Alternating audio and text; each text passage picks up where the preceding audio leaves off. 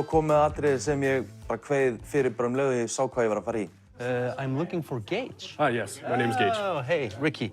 I was told I was supposed to learn how to shoot here today. Of course, yeah, I'll set you up with all that. Okay, that's a lot of guns here. This is no problem in America, guns. Not really, especially in Florida. Here, pretty much anyone could buy one as long as you're not a criminal. This is like a Saturday in a candy store in Iceland, 50% off. Ég átti semst að fara að skjóta úr einhverjum byssum á einhverju gunrange. I'm not much of a gun person. It's okay. Okay. Yeah, I've been shooting since I was 4, so you'll be perfectly safe with me. Hey, 4. All right, follow me. Það var alltaf mikil byssumenning í Orlando og ég vissi bara strax að mér leist ekkert á blikum. Extend your arms outwards, line up the sights, and a nice slow squeeze through that trigger.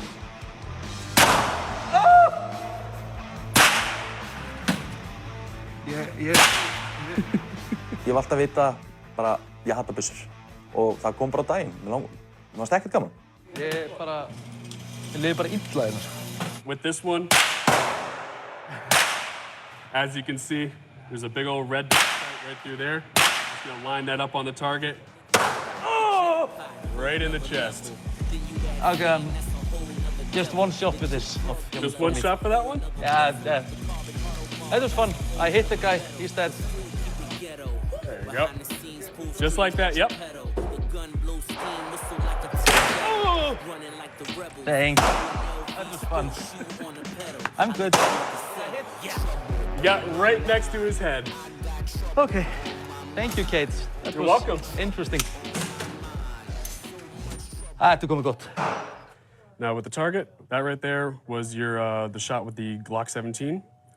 That was the one with the 45, and that was the one with the AR-15. That one right there, that would be lethal with a 45, and this one you just kind of scared him a little bit, along with yourself, I think. Yeah, I was much more scared than this guy. Ef þið farið til Orlando, slepptu þið bara frá gunrange, farið í garðana að gera eitthvað eðlilegt.